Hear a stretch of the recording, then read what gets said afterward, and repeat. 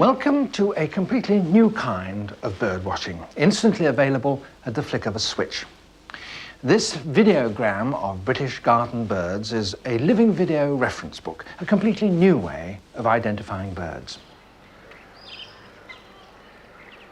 The BBC Natural History Unit has put together film illustrating the clues you need for identifying the birds that come to our gardens, whether they are unusual visitors or common residents, like those on the bird table out there.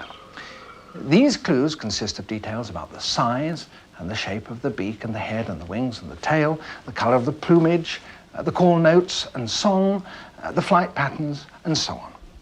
You will be able to see the ways that these birds behave, and even by freezing the frame, examining the details of their movements.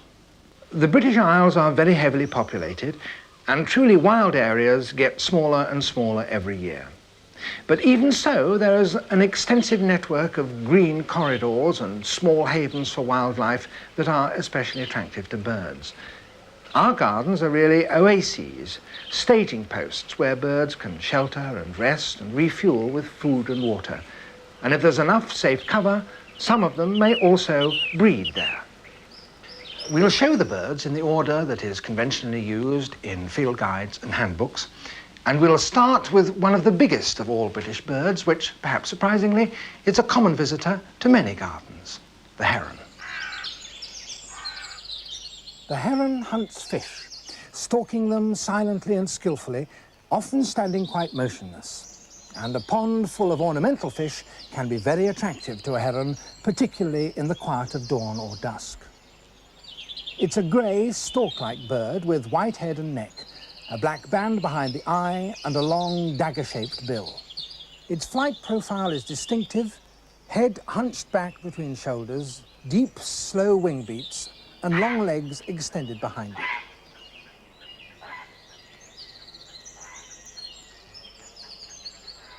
It preens regularly to keep its feathers clean and waterproof, and to do so it collects powder on its bill from special powder patches.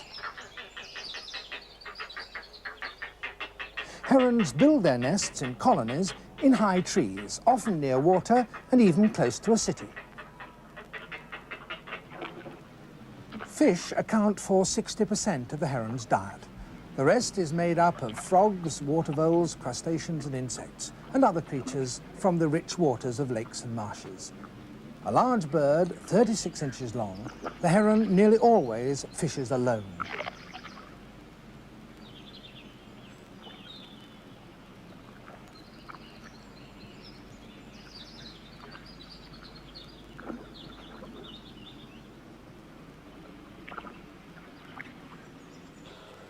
Mute swans are a common sight on a village pond, and they'll invade riverside gardens too. The orange bill with its black knob is the distinctive mark of this kind of swan. In spring, the black knob on the bill of the males becomes greatly enlarged. The mute swan has a long, slender neck which it carries in a graceful S-shaped curve, and this enables the bird to dabble deep in the water for vegetation, worms and insects. A secluded country garden with a large pond is a temptingly safe nest site for swans, and they usually build their nests close to the water's edge. The mute swan is usually silent, as its name suggests, but when annoyed or defending its young, it hisses and snorts in this aggressive display. Both male and female parents take care of the brood of 5 to 7 cygnets, and sometimes the downy grey young are carried on their backs for safety.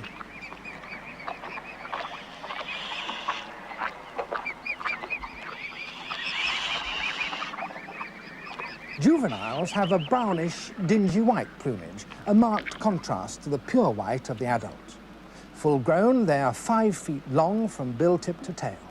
They're strong birds whose flight is powerful and direct, and whose wing beats produce a unique humming throb.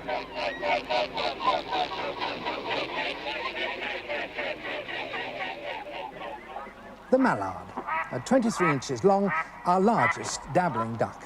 It's widespread in country and town and quite common. The drake has this distinct iridescent green head and white collar. The duck, which has a harsh quack, is mottled brown with a purple panel on each wing. The drake also has that, but it's only noticeable in flight.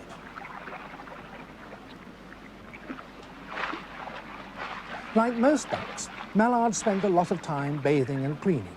Feather care is all important. Mallards are great dabblers, nosing in the shallows for vegetation and sieving the water for insects, worms and mollusks.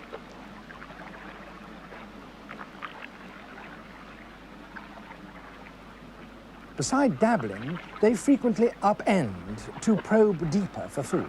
That's typical mallard behavior.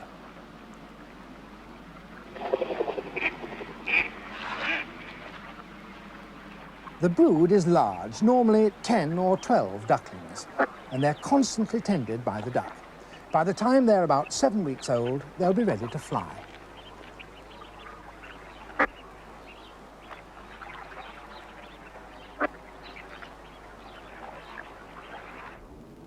Now, birds of prey. A country or suburban edge garden may well be visited by low-swooping, fast-flying sparrowhawks. With rounded wings and long tail, the hawk zigzags over bushes and hedgerows, even stone walls, in search of small birds on which to pounce. It may even take them from a bird table.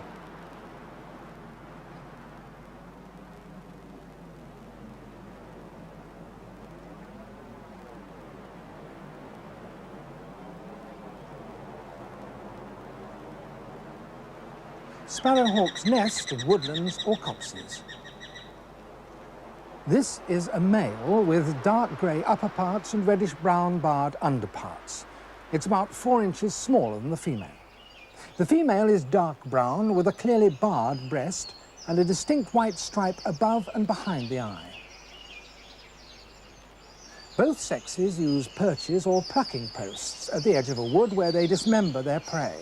Sure sign of a sparrowhawk's presence in a wood or copse are the traces of feathers in a regular place.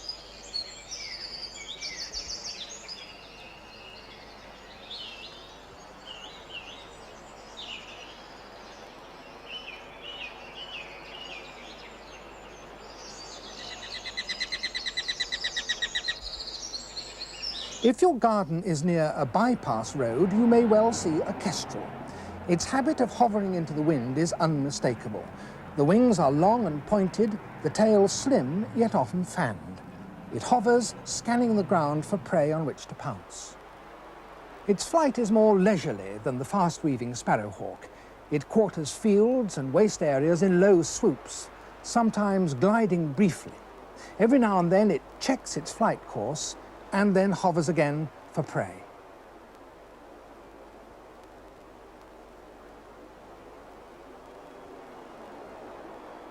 Kestrels nest on cliff ledges, occasionally in hollow trees or ruins, and surprisingly even in tower buildings. Here, the spire of Salisbury Cathedral.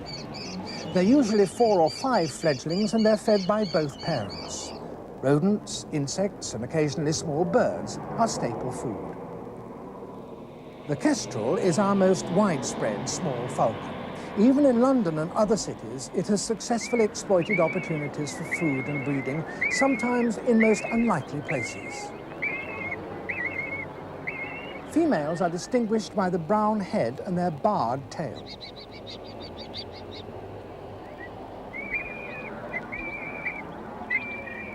The male has a blue-grey head and tail and a spotted chestnut mantle. This bird is a hobby, our visiting summer falcon. It can be easily confused with the kestrel, for it too quivers its wings and glides during flight. But the wings are longer and more scythe-like. It has dark grey upperparts, white on the neck, a black moustachial stripe, and black streaks on the breast.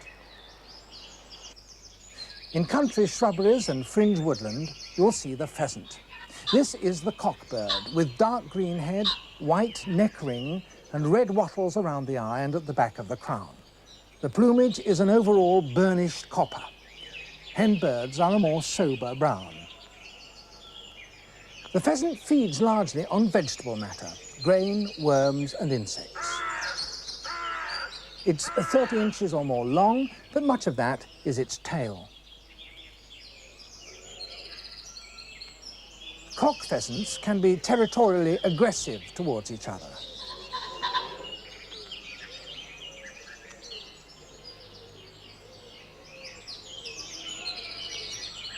When calling, they display with a whirring flutter of the wings.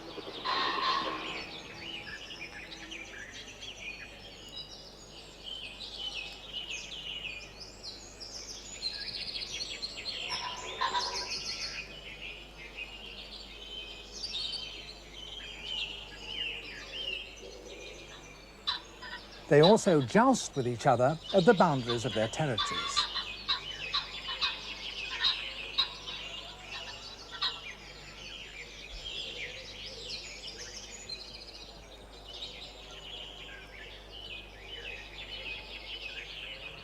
A slow-moving stream with lots of cover, a typical habitat for the moorhen, though it's seen too in town parks. That red forehead and bill and the constant flicking of its white undertail coverts are quite distinctive.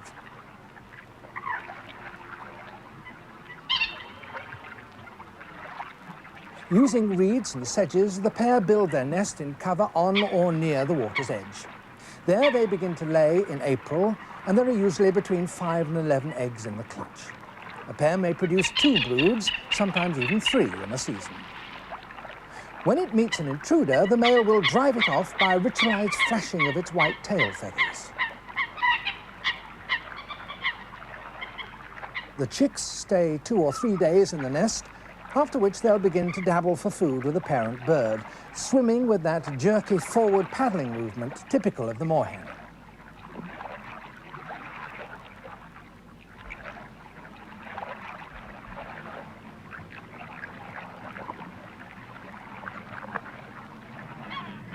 Gulls. They're traditionally associated with the seashore. They're found there, of course, but increasingly over recent years they've moved inland. This is the herring gull. Ledges in a town building can be as good nest sites as those on a cliff, and food is easily found in a city.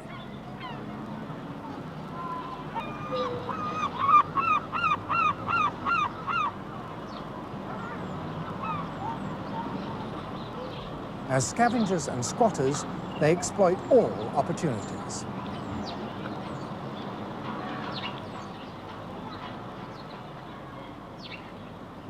The adults have grey back and wings with black wingtips. The chicks are flecked with brown. Only by their 4th winter will they develop their full adult plumage, and that distinctive grey mantle appearing in their 2nd winter.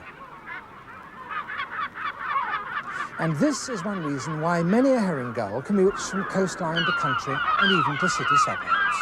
They're such adaptable, bold birds that they'll take food wherever they find it.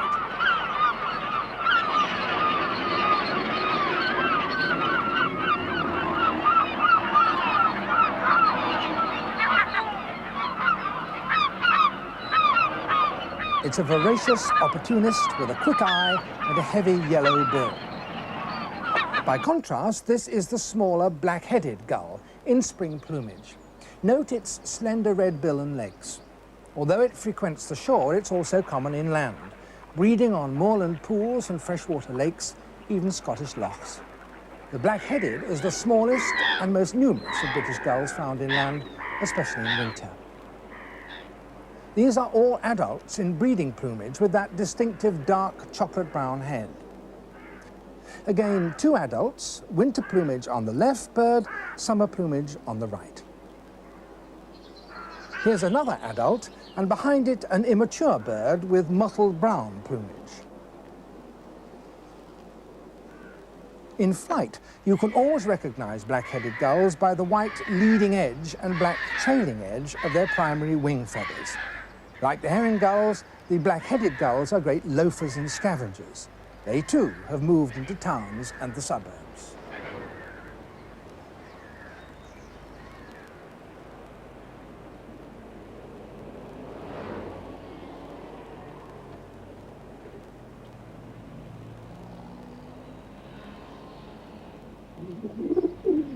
Now, the pigeon family. A very common town dweller, the feral pigeon. It has a wide colour range in its plumage, but basically it's black, white, blue, grey and reddish cinnamon. Here the male, larger and with an iridescent neck plumage, is displaying and strutting and chasing a potential mate. They've become totally accustomed to the clamour and bustle of a city centre and happily roost and breed there.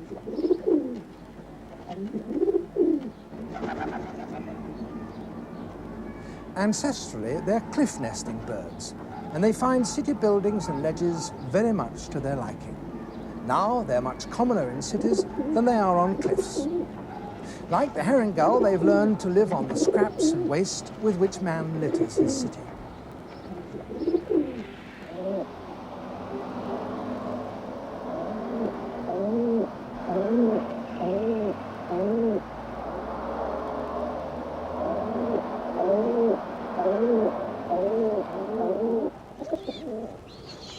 A young pigeon, a squab, is fed on a special secretion produced in the crop, the so-called pigeon's milk.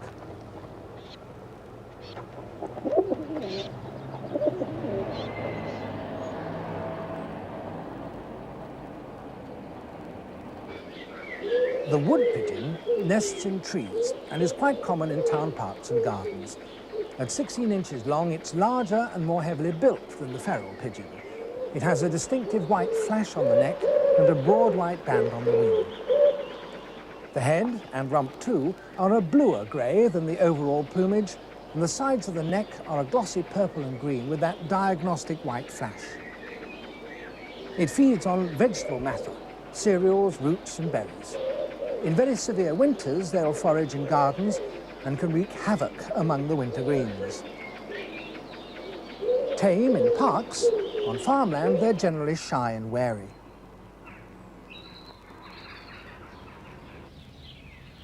A collared dove, a third member of the pigeon family. It's colonised Britain only since 1955, having swept westwards across Europe from the Balkans, its original native home. It nests in trees, in towns, suburbs and villages, and almost prefers living close to humans. The plumage is dull ash-brown with a pinkish hue, and it has that unmistakable black half-collar mark on the neck. It also has distinctive blackish wingtips and red eyes. As collared doves feed mainly on grain and seeds, they're soon on the scene whenever grain is being fed to other birds, such as domestic chickens.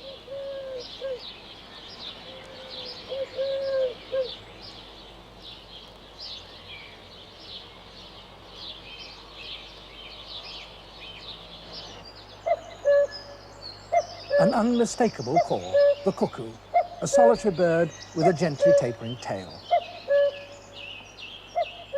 The cuckoo haunts a variety of countryside, from moors and hills to farmland and hedgerow. The adults are grey, the sexes similar. It's a parasitic bird. It lays 15 to 25 eggs and relies on other smaller birds to foster each of its offspring. A dunnock or hedge sparrow feeding a young cuckoo. Another young cuckoo, fostered this time by a reed bunting.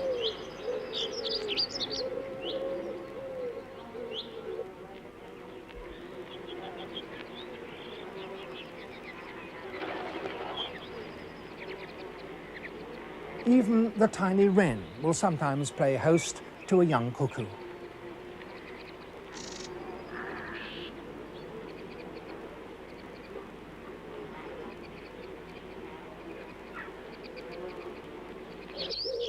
By midsummer, the juvenile cuckoo starts to feed itself, and both it and the departing adults are especially fond of hairy caterpillars.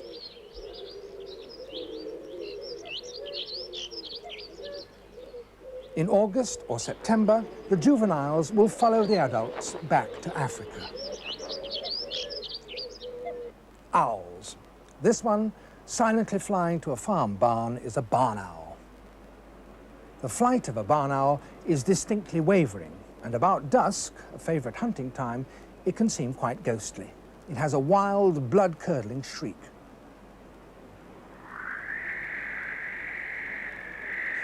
The barn owl breeds in farm buildings, towers, trees and ruins. It has this distinctive white facial disc with black eyes and golden buff upper parts finely speckled.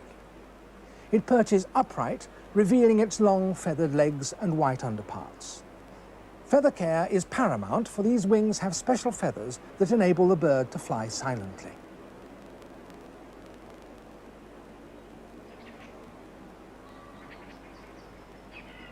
It occasionally hunts by day, quartering an area and hovering as it searches the ground for small rodents, its chief food. When it at last spots its prey, it pounces.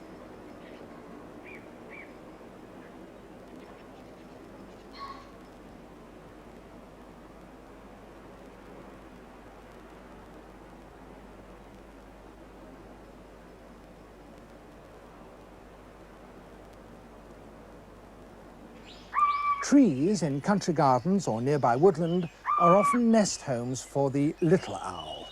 9 inches long, it's a small, very compact, plump bird with grey-brown plumage, spotted, barred and mottled white. It has a low, bounding flight and perches upright like all owls. It hunts chiefly at dusk or dawn for insects, rodents and small mammals and birds.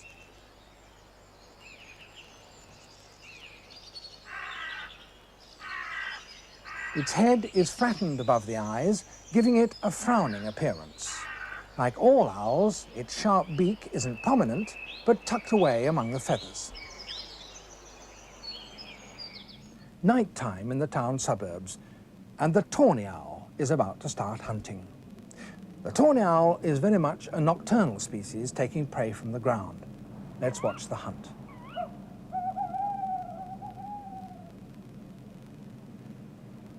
And it's caught a worm. And there may be a chance of something else, a mouse, a rat, or a shrew.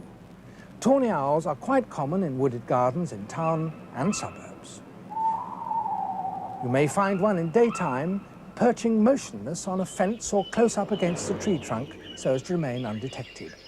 It's a mottled brown bird, 15 inches long, with a large head and dark brown face and a greyish, well-developed facial disc.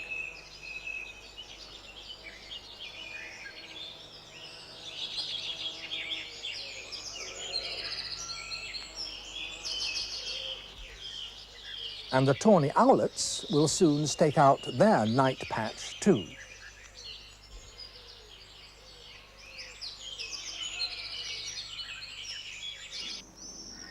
In May, the swifts arrive, screaming across the sky. They find cities, towns and suburbs very much to their liking, for swifts nest in crevices and buildings, and especially under the eaves of houses. Their nests are bits of straw, grass and feathers, glued with their own saliva. The swift is exclusively aerial, feeding, mating and sleeping on the wing. Its wings are long, narrow and scimitar-shaped. Dashing, wheeling and gliding, often in small, excited groups, they can catch insects on the wing with superb skill. Both adults and their 2 or 3 young have sooty black, dark brown plumage overall, apart from a whitish throat.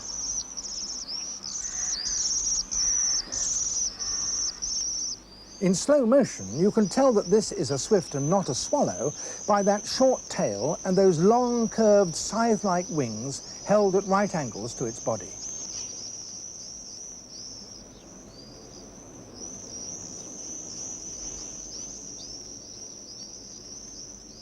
By the end of August, most swifts are already on their way back to spend the winter in South Africa.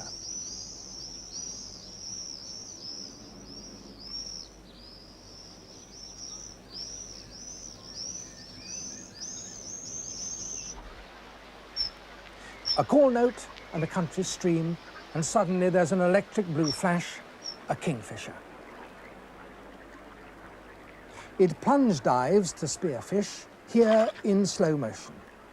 Then it returns to its perch to stun and eventually swallow the fish.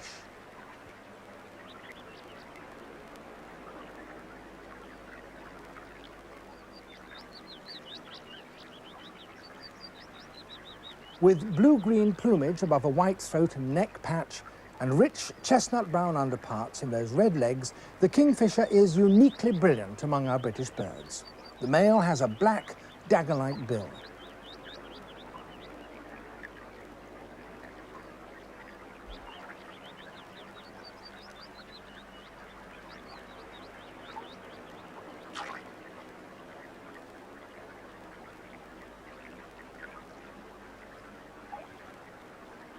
Kingfishers usually nest in holes in banks and lay normally 6 or 7 eggs. Small fish are the prime quarry, but kingfishers eat insects, tadpoles and small crustacea. It's 6.5 inches long with a 1.5-inch bill and an impressive turn of speed.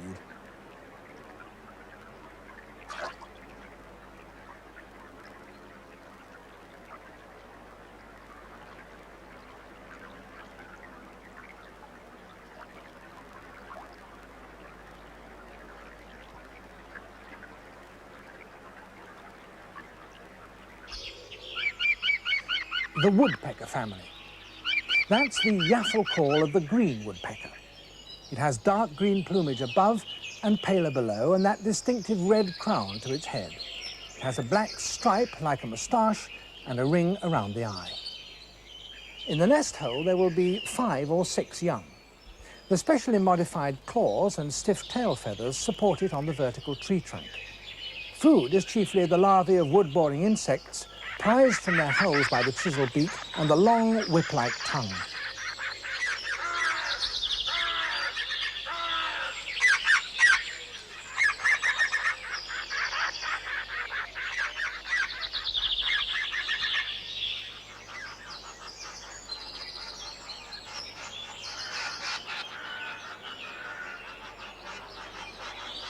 Green woodpeckers are fond of ants and their eggs, and often forage for them on the garden lawn.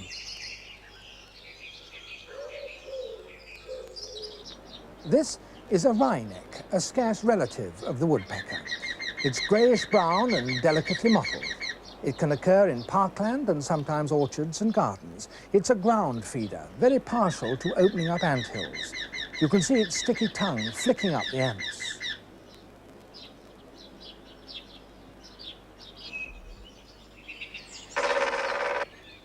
There's no mistaking that sound. It's the drumming of the great spotted woodpecker.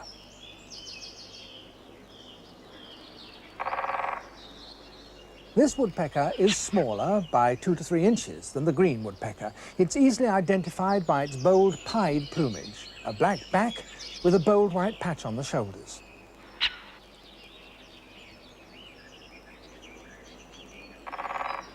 The great spotted woodpecker also chisels the tree bark for insects and grubs. It also feeds on nuts and seeds, spiders, and sometimes even nestling birds. Great spotted woodpeckers are commonly seen in well-wooded gardens. It rarely feeds on the ground, but often visits a bird table. The stiff tail feathers give support, while the two-way claws grip the tree trunk.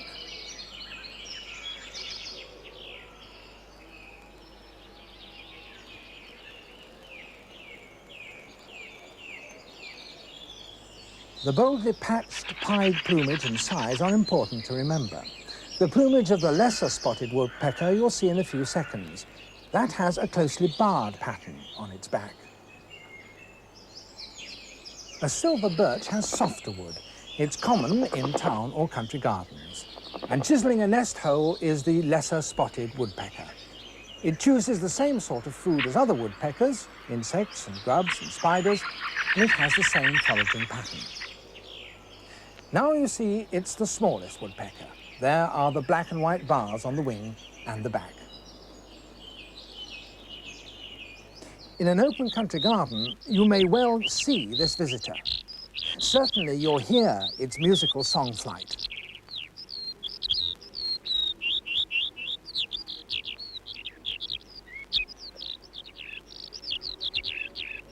It's the skylark, about 7 inches long.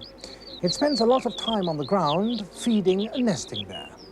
It's mainly a seed eater, but takes insects and worms. The skylark walks in a rather crouched position. It has a longish tail, also an eye stripe and clear white outer tail feathers. The underparts are buffish white and the breast is boldly streaked. It has a small head crest, which it can erect. Though they live here throughout the year, many move to the south and west to avoid hard winter weather.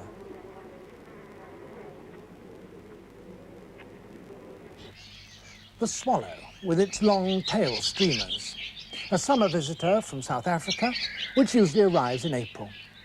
Swallows are seen over towns and suburbs, but they're more common around villages and farms. Swallows build their nests on rafters and ledges of outbuildings. Male and female have bluish-black plumage with a distinctive chestnut-red forehead and throat. The lower throat is dark blue and the underparts creamy white.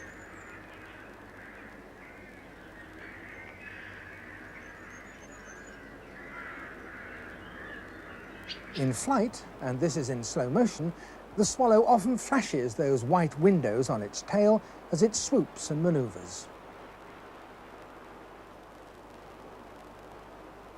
Swallows are naturally gregarious. Farm barns and stables, with their rafters and ledges, are favourite nesting sites. The average clutch is 4 or 5, and normally there are 2 broods. They feed their young and themselves on insects which they catch in flight.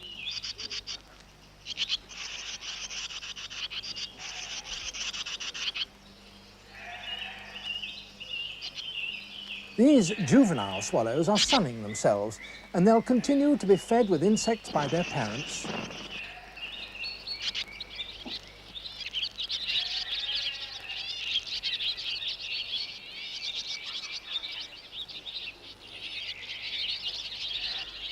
By August, large twittering parties of swallows assemble for their migration back to South Africa. A roadside puddle and a common spring site. House martins, also from South Africa. They're related to the swallow, but they have that distinct white rump and pure white underparts. The rest is blue-black. They often nest close to human habitation, usually under the eaves of houses. Both sexes build the cup-shaped nest using mud and fine twigs to hold the shape. There are often a number of nests together, each lined with feathers and containing 2 to 6 eggs. And there'll be double broods too.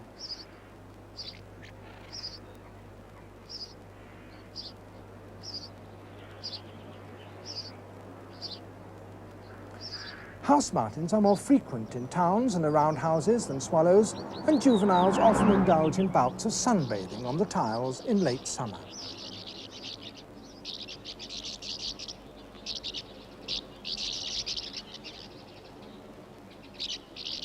House martins have short forked tails, but not the long tail streamers of the swallow, and they too gather in pre-migration assemblies in early autumn.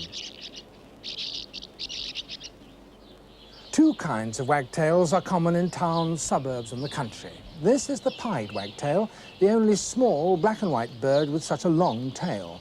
The tail is black with white outer feathers, and the dark wings have a double white bar. The pied wagtail is often seen in open country and also near water, a garden pond, stream or small river. It feeds on the ground, chiefly on insects, and there's a rich supply of them among the aquatic vegetation on a river bank. The nest, with 5 or 6 eggs, will be in a bank or wall, maybe in ivy or thatch. Regular tail flicking is typical of the wagtail. So too are these zipping forays from a perch to catch insects from the surface of the water.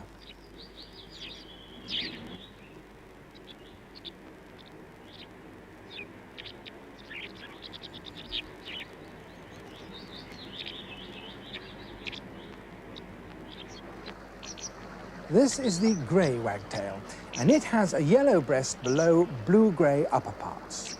It too has a very long flicking black tail with clear white outer feathers. Its rump is a greenish yellow, and in the breeding season the breast is brilliant yellow. Females show less yellow and have no black throat. Feeding on insects, grey wagtails often perch on stream boulders or overhanging branches. They nest in a wall cavity or rocky ledge quite close to running water. So if your garden has an old wall bank and a nearby stream, you may well have a nesting grey wagtail there.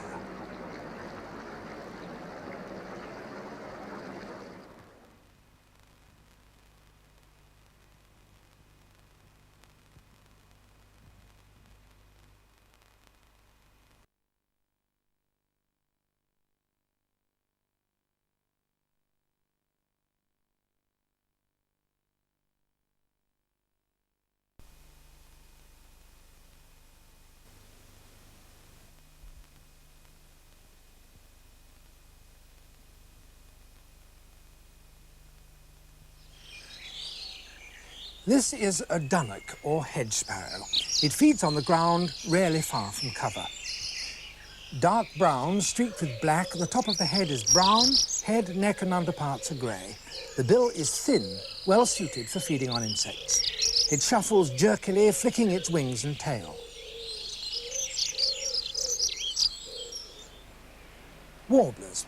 They are small brownish birds with fine bills. Most of them are good songsters, and this is the whitethroat. A rufous brown bird of the hedgerows, but with a pure white throat and white outer tail feathers. It's a summer visitor which flits among bushes and feeds mainly on insects, but sometimes on soft fruits in the garden.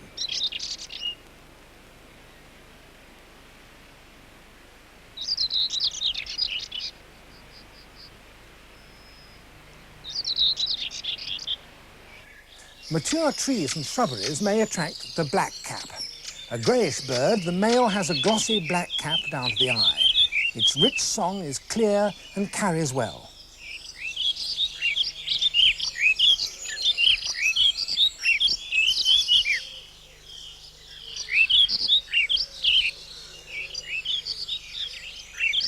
The female is brownish with a distinct russet crown.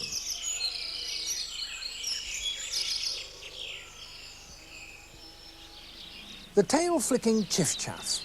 Fond of trees and bushes, it's a dull olive brown, rather drabber and with darker legs than the willow warbler.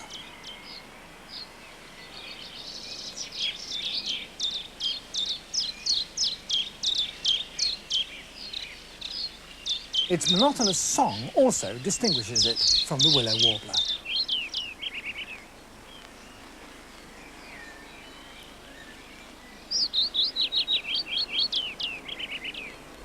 And this is the willow warbler, another visitor to country gardens or any open area with scattered trees. The plumage is greenish above and yellow below. Here it's foraging for grubs on autumn flowering ivy.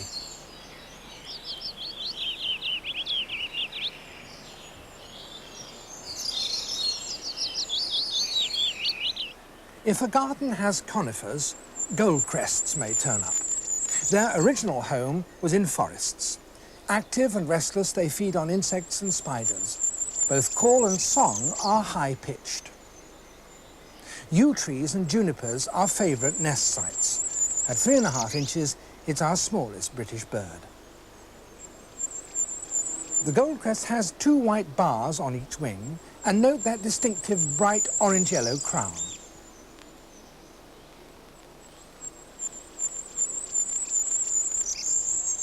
There are usually 7 to 10 young in a mossy nest woven with gossamer and lined with feathers.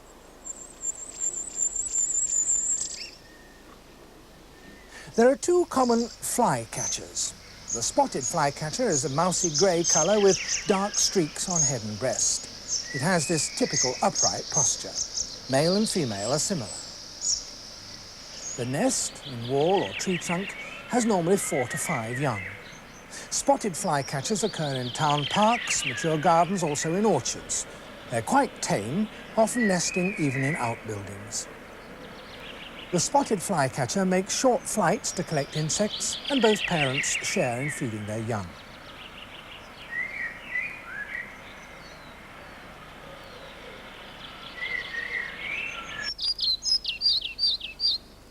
Another visitor, the male pied flycatcher in black and white breeding plumage.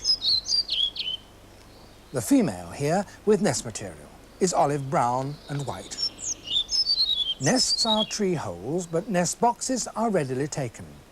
Pied flycatchers are more common in western areas, preferring oak and birch woods. The redstart, and both sexes have this distinct quivering chestnut tail. The male's breast and flanks are also chestnut orange. Face and throat are black, the upper parts grey. Its song is short and pleasant. Redstarts are summer migrants and insectivorous, fond of old deciduous trees in parks and orchards. Both parents feed the 6 or so young in their typical tree nest hole.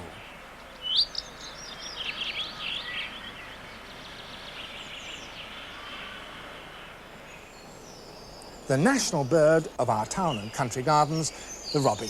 with its red front and olive grey back. Its clear song is strong in spring, mellow in autumn. Friendly, but never far from safe cover, it feeds on insects, worms and vegetable matter, including seeds and berries.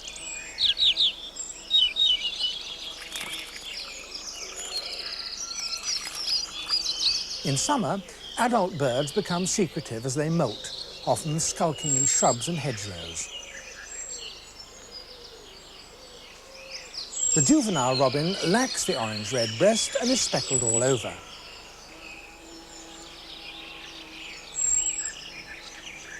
By August, the robin is vigorously staking out his winter territory.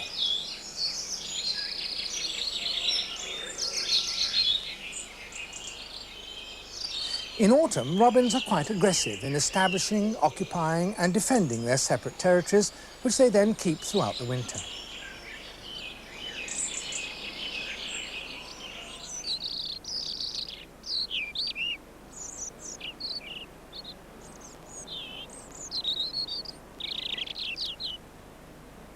From dense thickets, shrubberies and deciduous woods, you may hear this song.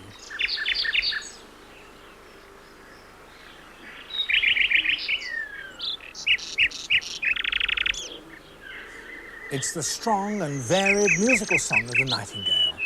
It does sing by day, but is heard best in the quiet of the night.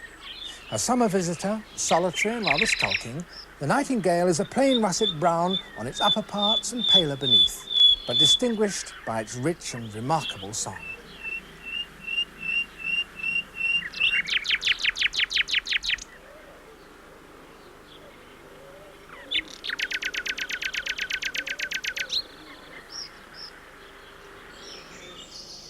The thrush family, and the commonest member of it in our gardens is the blackbird, with its rich, flute-like song. It's the male that is jet black and has the bright orange-yellow bill and yellow eye ring. The female is dull umber brown with a whitish throat. When disturbed, this posture and call are quite distinctive. It also often gives these alarm calls before going to roost.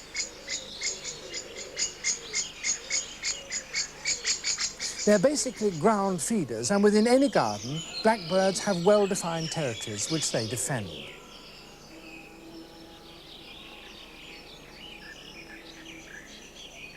Blackbirds have this characteristic hopping gait, though they often walk or run a few steps. They feed mainly on earthworms, berries and fruit. They're very partial to raspberries, strawberries and currants, and they also eat insects and spiders. This is a partial albino blackbird. Such variants with varying degrees of whiteness have often been recorded. The nest with 4 or 5 young is often hidden in a hedge or ivy or in the fork of a tree.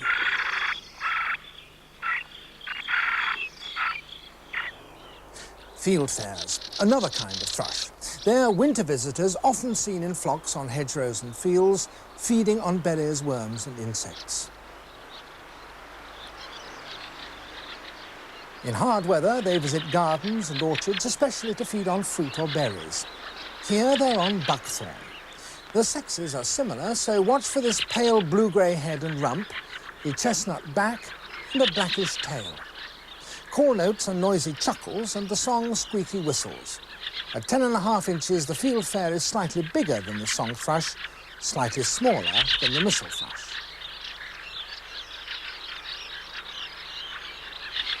Often seen with fieldfares is another darker thrush, the redwing. Its breast is streaked rather than spotted, and it has a dark head. Notice the conspicuous pale stripe above and below the eye, and the rich chestnut colour on the flanks and beneath the wings, which shows clearly in flight. Redwings take berries, like other thrushes, also worms and insects and small molluscs. They're winter visitors and passage migrants from Iceland and northern Scandinavia. They winter here and south to the Mediterranean and make thin, seeping contact calls as they fly overhead at night.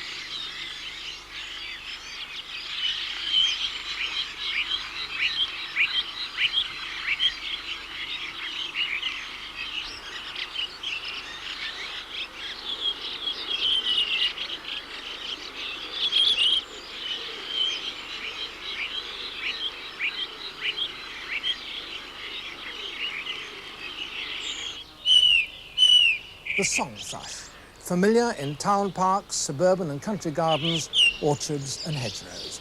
It has a clear, repetitive song. The upper plumage is brown, the breast and flanks are warm buff with small, narrow spots. Worms are a prime food, also insects and berries. But the song thrush is also very partial to snails. It's a tool user, using a hard surface as an anvil to crack open the snail. Broken shells by a stone are a sure sign of regular visits by a song thrush.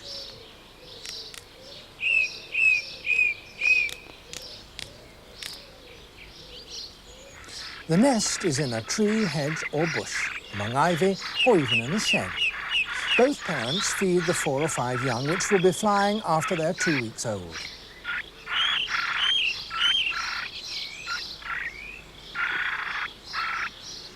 The missel thrush occurs frequently in mature suburban gardens and town parks. The nest is built high in the fork of a tree. Known also as the storm cock, a missel thrush will sing into wind from a high perch in all weathers.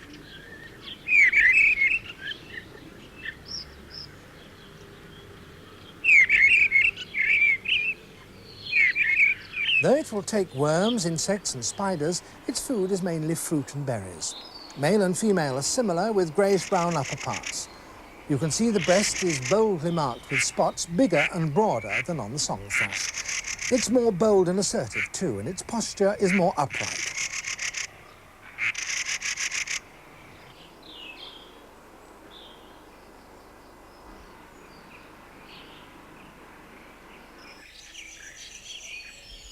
Members of the tit family are all small, plump, acrobatic birds. The long-tailed tit is tiny, for though it's 5.5 inches overall, half of that is tail. The tail is black-edged with white. Its plumage, a blend of black and white and pink, and it's got a distinct white stripe over its crown. It visits gardens, but it's more at home near the edge of a wood, especially in thickets or brambles where it makes its dome-shaped nest. Long-tailed tits trill repeatedly. The sexes are alike, and they share the work of building the nest of moss, hair and woven cobwebs. It's lined with feathers and camouflaged with lichens. There are 8 to 12 young in a brood, and both parents feed them with insects and spiders.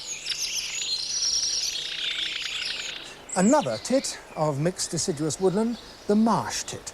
And despite its name, it's not found in marshes, though it does like damp places. This one's prospecting a breeding site. Call notes and song are distinctive, so too is the glossy black cap and the small black bib.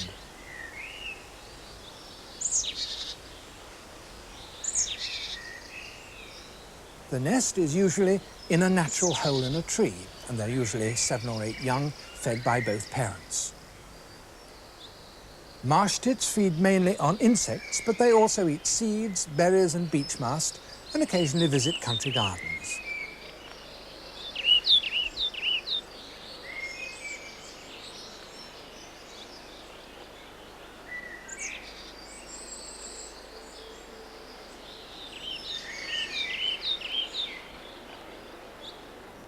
At 4.5 inches, the coal tit is the same size as the marsh tit. It's frequently seen in conifers in town parks, suburban gardens and woodlands, though here it's trapezing and foraging for insects on hazel branches.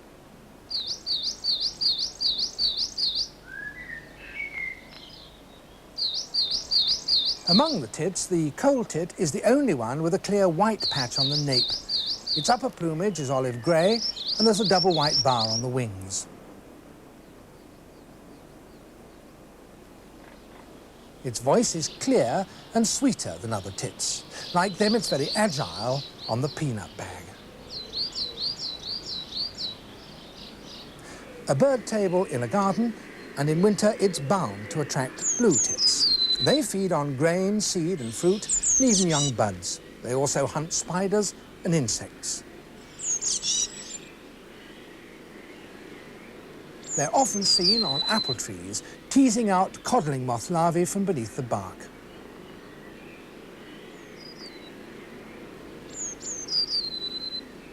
The blue tit has yellow underparts and bright cobalt blue wings, tail and crown. Call notes are varied. The song is brief, high-pitched and with a typical trill.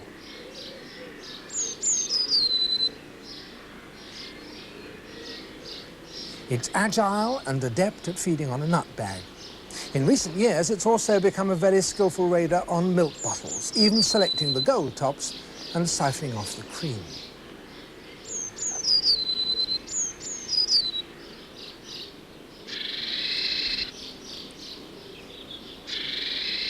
You can identify the great tit by that black band down the centre of its yellow belly. The head and neck are a glossy bluish black. Though it has many varied calls, the song is unmistakable. At 5.5 inches long, it's the largest common tit, asserting itself acrobatically at the bird table. Another milk bottle buccaneer, it's common in gardens and also hedgerows and woodland. Its natural food is insects, spiders, fruit and seeds.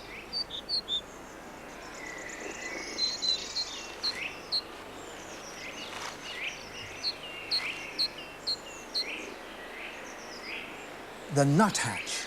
It has slate blue upper parts and a black stripe across the eye. The underparts are buff, the bill pointed and strong. Descending a tree head first, it's very agile, searching for insects and seeds. True to its name, it cracks open hazelnuts, also acorns and beech mast. And like a woodpecker, it nests in a hole.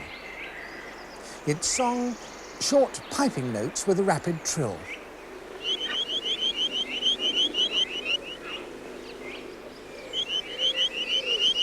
Nuthatches may visit bird tables, but they're birds of woodland, parks and gardens with old deciduous trees.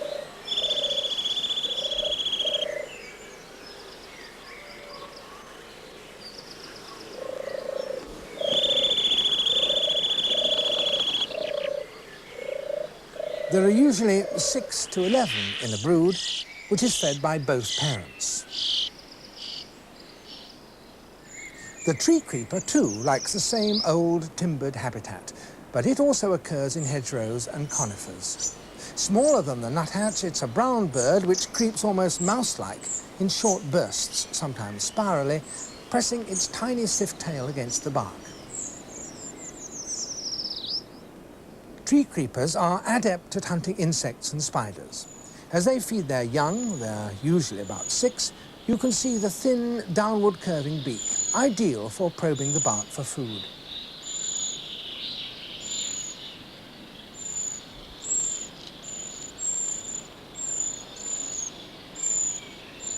The wren sings strongly most of the year.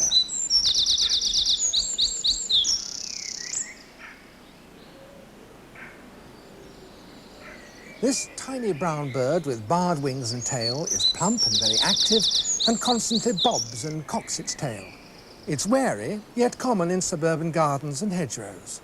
It makes brief ground forays for insects and then quickly disappears into low cover.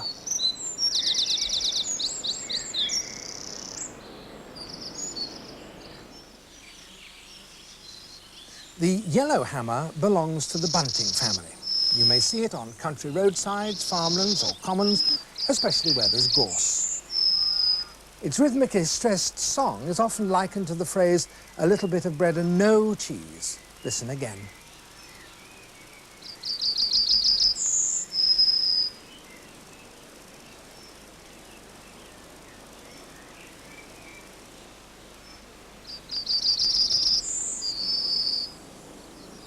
Present all the year round, the male yellowhammer has chestnut upper parts streaked with black, white on its outer tail feathers, and that distinctive yellow head and breast.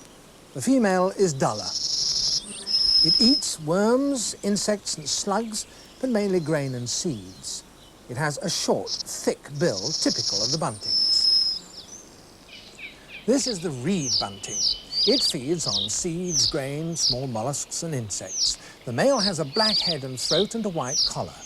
Females have brown heads and white moustachial stripes. Its brown upper parts are streaked with black, and both sexes show white outer tail feathers.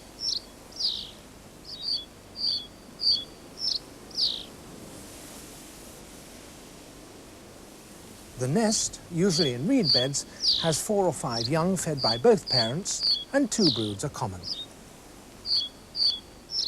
Now, finches, small birds with stout bills.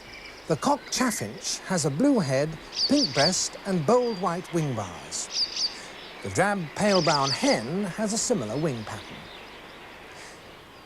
Chaffinches occur everywhere, especially in town and country gardens. Their food is primarily insects, but also seeds, grain, and fruit. The nest is neat and compact, usually in a dense bush or fork of a tree, and it's dressed with mosses and lichens braided together with gossamer.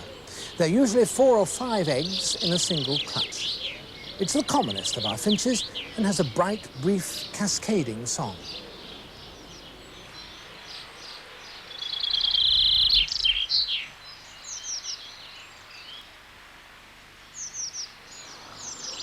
On wasteland or in neglected gardens, wherever there are thistles, you're likely to see goldfinches. Goldfinches have a characteristic light dancing flight and flit among flower heads to flick out the seeds with their beaks. Their call is a constant tinkle of sound.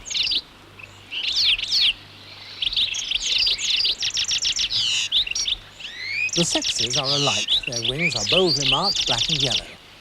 The head is black and white, also the tail. The face, scarlet red. They're our most colourful finches and agile too. Watch closely and you can see their skill at teasing out the seeds.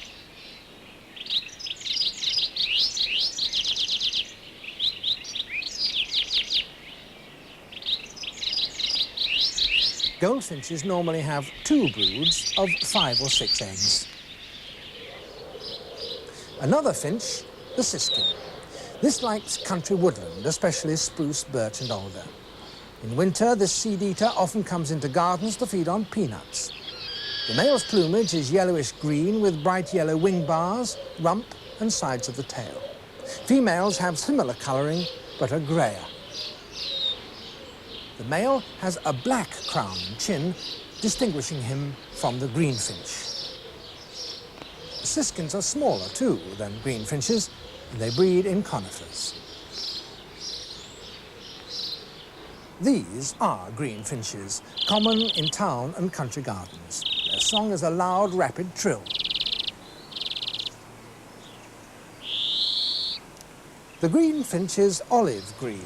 A large finch and primarily a seed-eater, it often visits bird tables. It has a stout, whitish bill, enabling it to crack open the shells of nuts and seeds.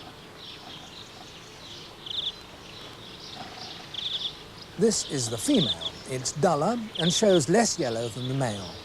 Both birds have a short cleft tail.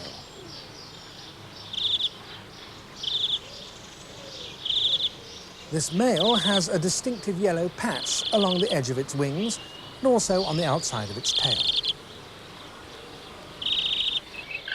The handsome bullfinch. It's about the same size as the greenfinch. The male has that unmistakable black cap and chin and red underparts. The tail is black, the rump white, and the grey and black wings show a pale bar. It's seen in plantations, hedgerows and country gardens, and its song is a mixture of soft piping notes. Bullfinches often raid fruit orchards and gardens in spring, snipping off fresh young buds, but they mainly eat seeds and berries.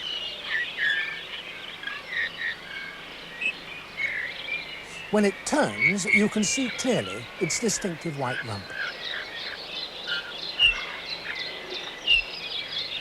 The female, too, has a black cap, but the lower parts are a pinkish buff and upper parts greyish-brown. Both parents rear the brood of 4 or 5 young, which hatch in late May.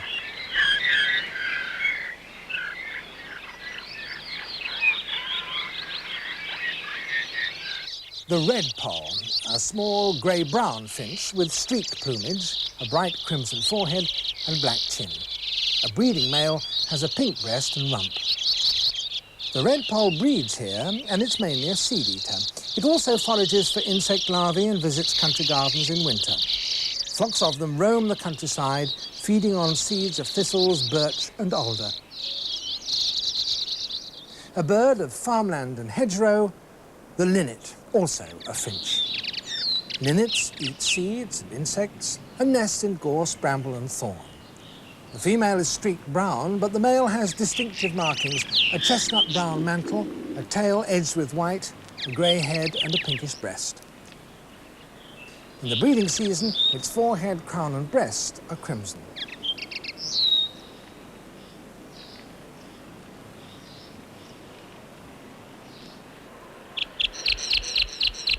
A crossbill, perhaps the oddest of the finches. It may visit a garden if there are mature conifers.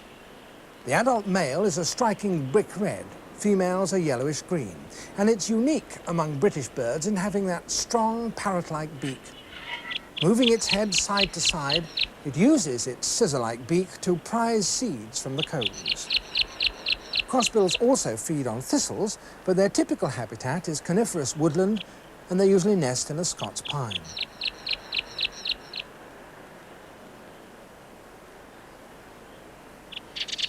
The shy tree sparrow. It nests in trees, thatches, or even holes in cliffs or buildings. It has a patchy distribution, occurring in old copses, hedgerows, and secluded gardens. The tree sparrow has a distinct chocolate brown crown, a small black patch behind the ears, and a double white wing bar.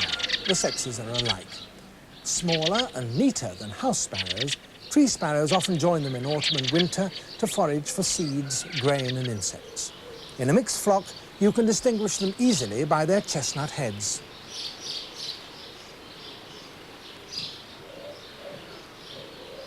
On rooftops, in cities, suburbs, villages, even isolated farmsteads, you'll find the house sparrow, with the chaffinch, the commonest of the finch family. It nests in a crevice or hole, often below a roof tile, and there are usually 3 or 5 young. Bold, perky and bustling, both male and female house sparrows are almost impudent in using man-made resources and surroundings.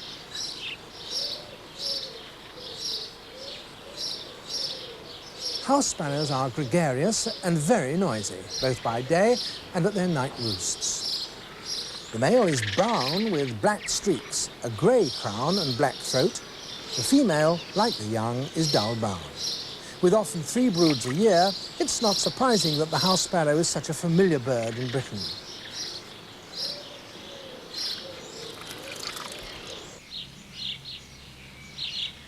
Now, the starling. It's found everywhere. Bigger than house sparrows, they too are gregarious in town and countryside. Adults have blackish plumage with a bronze green and purple sheen speckled underneath. By contrast, the juvenile starling is brown. Jabbing with stiletto beaks, starlings bustle about in fields and gardens for insects, earthworms, woodlice, and a wide range of vegetable matter. Even their song is busy and bustling.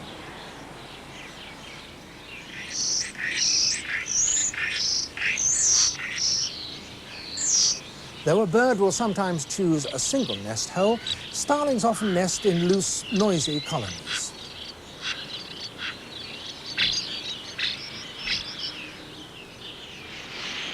Before dusk, starlings often gather in huge assembly flights before roosting in trees, bushes or reed beds. They also use ledges of buildings, attracted by the warmth and bright lights of the city. Starlings are the bustling costermongers of the bird world.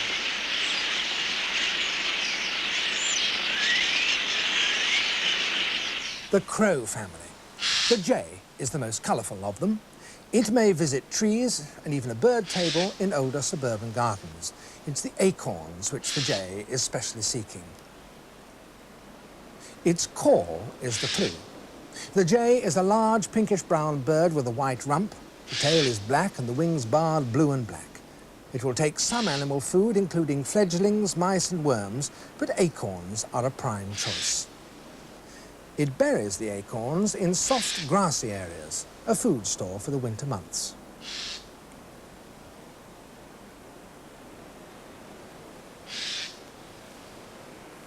Though often seen in hedgerows, gardens or orchards, the wary jay never strays far from the safety of woodland.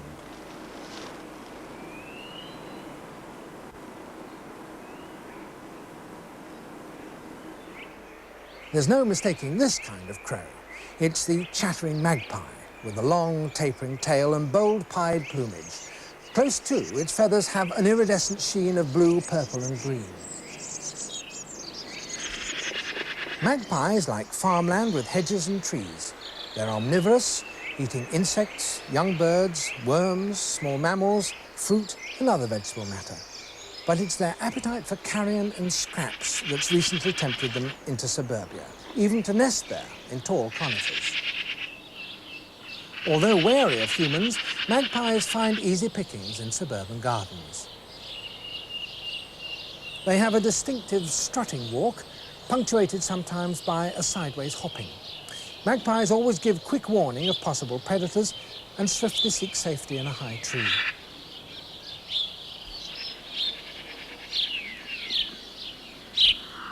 Close to a village, farm or country garden, there may be a rookery. Rooks are gregarious, nesting in colonies at the tops of mature trees, and they're noisy birds. They're also quarrelsome at nesting time, often stealing another's nesting material. The adult has black plumage with a purplish sheen and that distinctive white face patch above the long, powerful bill. Rooks have a typical baggy-trousered look. They're omnivorous, feeding on pasture and arable land, and now commonly by motorways. Rooks normally breed when they're 2 years old, and there's a single brood of usually 3 to 5 offspring. Although it has a domed head, a juvenile rook might be mistaken for a young crow. It has black feathers at the base of its bill. They're replaced, when it becomes an adult, by the characteristic white patch. Rooks are both intelligent and adaptable, and they're always sociable. By contrast, the carrion crow is a solitary nester. The nest is usually in the fork of an old tree, and there are 3 to 5 young in the single brood. Crows are usually seen in pairs, and later in the season in small family parties, which roost together in winter. The carrion crow is completely black with neat plumage. It has a heavy black bill, and the top of its head is slightly flattened.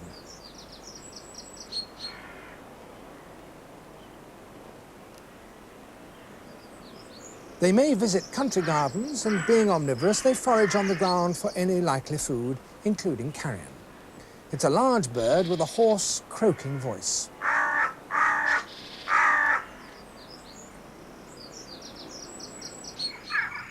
The jackdaw, though black, has a distinctive grey nape, pale grey eye, and dark underparts.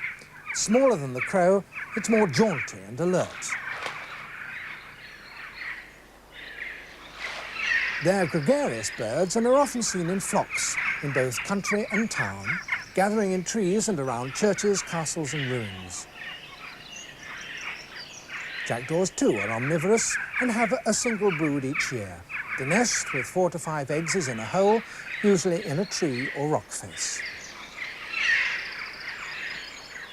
Jackdaws are very sociable birds, whether foraging in our gardens or sunning themselves on the roofs of our houses. During the last 8,000 years or so, man has greatly altered these islands on which we live. He's knocked down forests in order to grow his food. He's cleared the land in order to put up his houses and his factories and build his motorways and his airfields. And every year there is less and less of the wild land left. And yet birds are great opportunists. They're very mobile, and they turn up wherever they can find food and conditions that suit them.